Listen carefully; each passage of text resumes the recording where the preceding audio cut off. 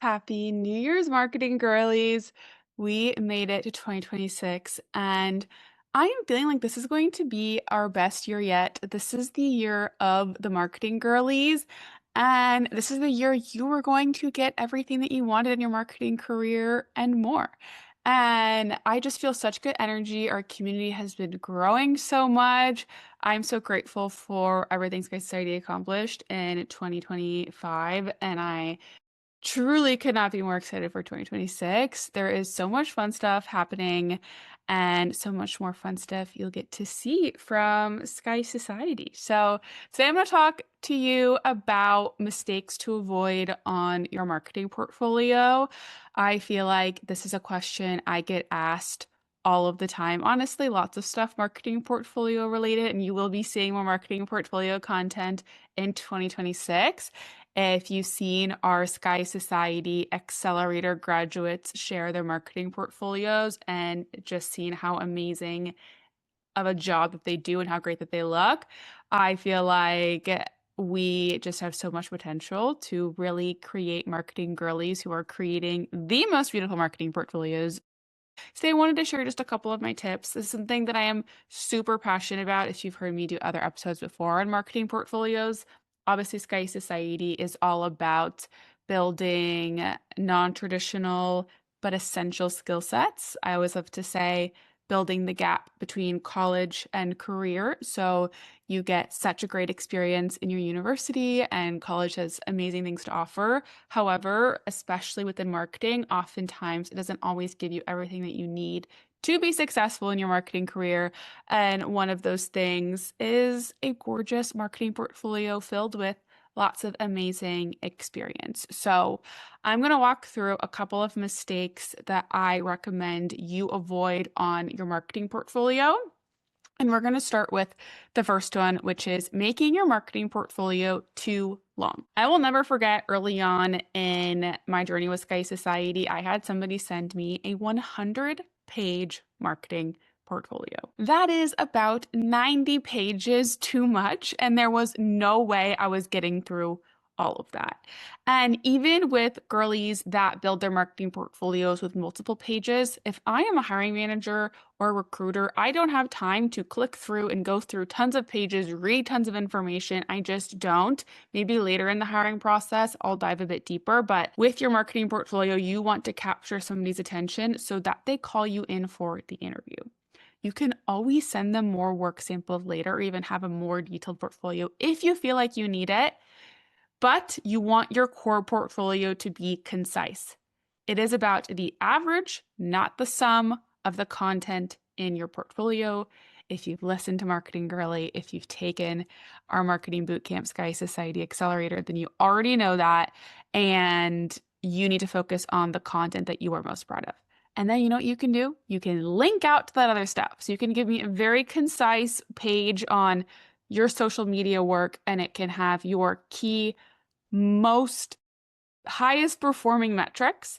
And then you could send me to another page if you would like that has more if I am interested in learning more about your social experience, but you want to keep it concise for 95% of people that are going to be your marketing portfolios, and they want to view it to get a sense of who you are and what you have. So generally, if you are building your portfolio in Canva, I would recommend that it's the equivalent of 10 presentation slides as a website. All right. So less is more here. If you're looking for examples, we share so many. I share tons on the Sky Society TikTok. Like our page is full of them, of our accelerators, alumna's portfolio that girls in our program have built. I share tons in our LinkedIn group on LinkedIn. I share lots. So check us out for inspo. There's tons there to help you get started. And hopefully it helps you feel a bit inspired. But that's my first tip, is not making it too long. My second mistake that I see a lot is girls going over the top with their design. I feel like this is really easy, especially if you're building it in Canva, because there are so many stickers and graphics and stuff that you can add. But when you are sending your marketing portfolio to a company, they need to be able to imagine that you could create content for them in their brand voice and brand aesthetic. So if your portfolio is super polarizing and a very chaotic theme, most of the time I would say the exception is if you are a very talented graphic designer that can make chaotic designs feel very elevated, then you're fine. But for most of us, if you've got too much going on, it's not going to appeal to the masses, which means that when a company looks at your portfolio, they might say, oh, she's really great, but I don't know if she would be a good fit here. And you want to be able to be adaptable and have multiple companies be able to envision you in their space. It's very much like staging a home. Okay, if you've ever watched those home shows, I've been watching Million Dollar Listing. Ryan Serhant, I have become obsessed. And then I watched his other show on Netflix, if anybody has ever watched. But so much fun to see what the mega millionaires can buy. But one thing that I've learned from that show is the power of staging and using it to make an apartment look absolutely gorgeous and sell for more money. And whenever they're staging an apartment, they don't want it to be too polarizing in any direction. They want it to fit for the masses so that people can look at it and envision themselves in it. And it's the same when it comes to you sending your portfolio to companies. Your goal is to allow them to envision you in the role. All right. Your resume doesn't quite do that. That's where your portfolio really shines. So make sure that your design, it can definitely have personality. Like I teach this all the time, that your portfolio can have so much of your personality. I've had girls do travel themes in their portfolio where they show the places that they've traveled and they kind of make every page cohesive. I've had girls do scrapbook themes. I've had girls do so many creative themes and I love them. And that's absolutely okay. And honestly, I encourage it because your resume we usually keep pretty professional. And then I always say your portfolios where you can express yourself creatively. So you absolutely can. You just want to make sure it feels clean, aesthetic, put together, and that companies can envision you working for them. All right, this is fun. I feel like whenever I talk about marketing portfolios, I get really passionate about this. It's something that I love so, so, so much. And I truly believe the future of the industry is in marketing portfolios. And I just love talking about them. So let's keep going. Okay, not having, oh, also one thing I'll say is I never had a marketing portfolio in my career. So if you don't have one, don't feel like you're behind because I never had one because nobody told me that I needed one. And even when I started my career, I never made one. It wasn't until I went to go build Sky Society. And if you girls know my backstory, I built Sky Society during the pandemic. And the whole purpose of it was to help women get jobs in marketing and build marketing careers. And I had to think super creatively on how to help the girls and the accelerator stand out. And a huge part of that was building marketing portfolios. And that's when I learned all about them. I have tested building portfolios on pretty much every single website platform and have learned so much over the past 5 years about them, but I didn't have one. So if you don't have one, don't feel like you're behind. You also totally can build a marketing portfolio without any marketing experience.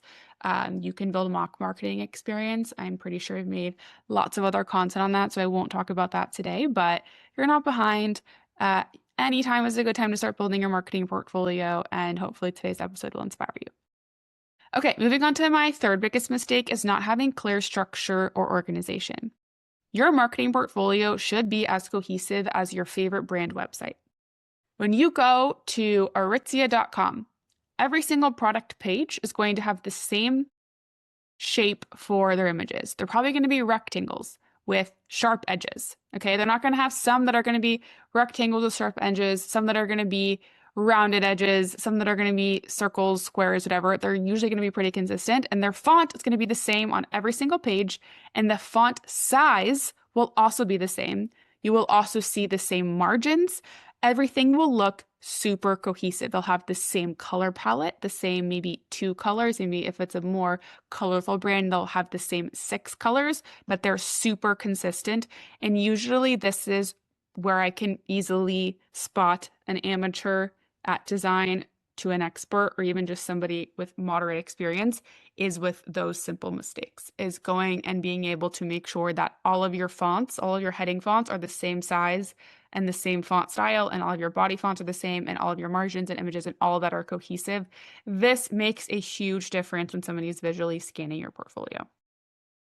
All right, on to mistake number 4, not writing enough or writing too much. Okay. Usually I have girls that they don't have enough where I'm looking at these screenshots of work that they've done and I have no idea what role they had in this or what this campaign is about. And then I also have vice versa. I have girls that write me novels.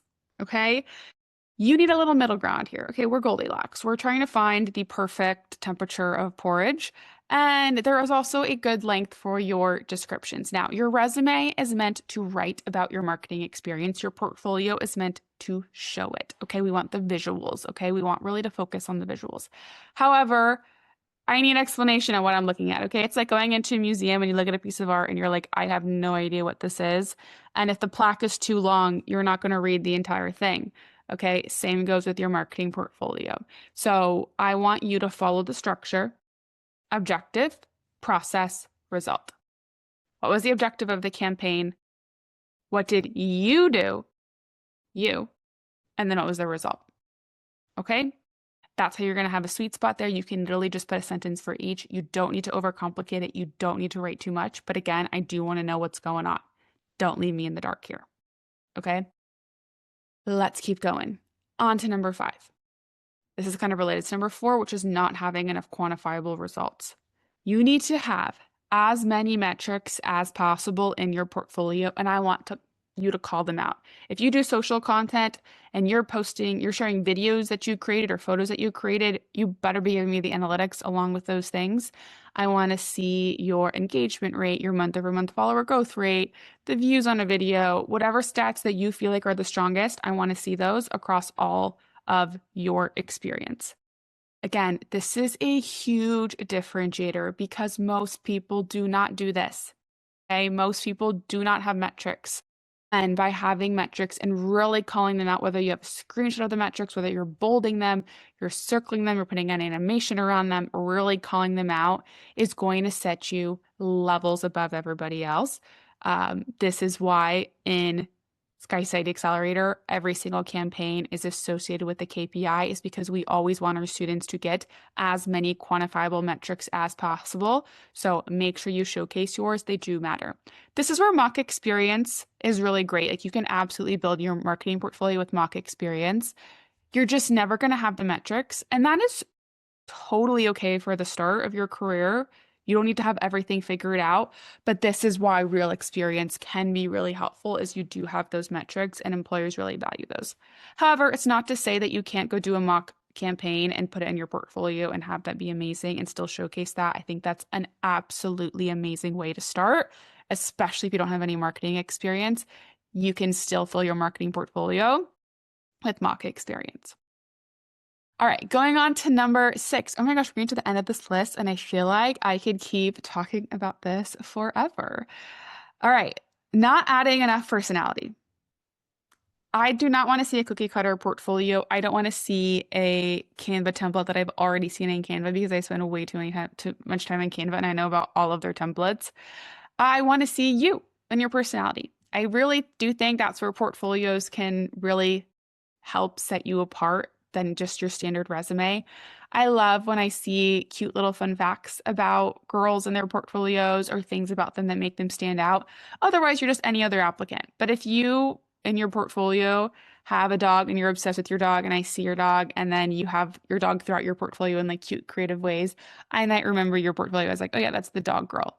Or maybe there's another fact about you that you really want to share or showcase or just interest or passion. I think showing your personality is also just such a fun way to be creative. And that's why we work in marketing. That's why we're marketing girlies, is because we are creative and we want to be able to balance that with analytics. Yes, that's why I'm a big believer in having those KPIs and all of that. However, I do want to see your creativity. I do want to see your personality. I love seeing that. And I think it's also such great practice when it comes to your own design skills as well. So usually what I recommend when you're building your marketing portfolio is to build it kind of bare bones to start. And then once you have all the information in there, you have that's the hardest part. Okay, the hardest part is getting all the screenshots, writing everything, adding the KPIs, getting everything in there.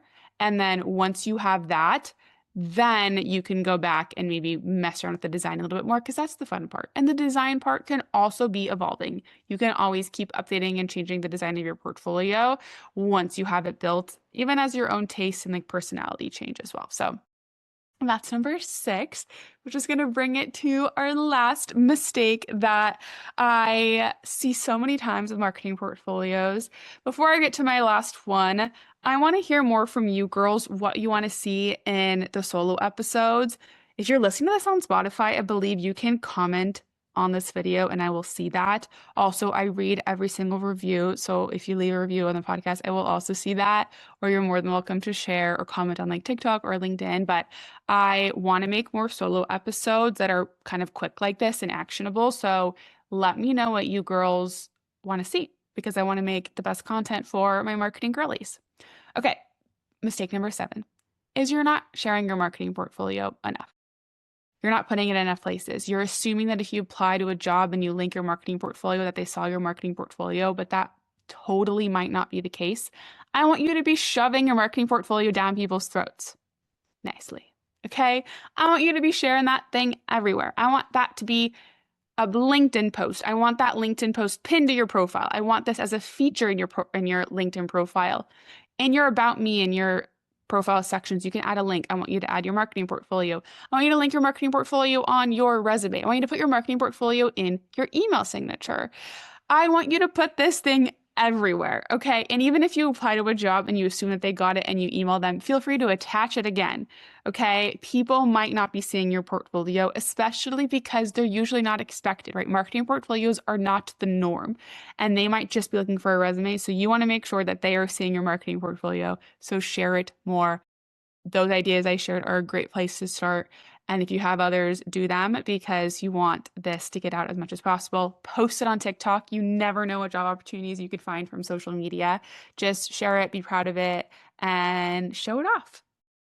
All right, marketing girlies, those are my 7 mistakes to avoid when building your marketing portfolio. I hope you found today's solo episode helpful. Again, we've got so much fun stuff coming in 2026 for Sky Society and for the Marketing Girly podcast.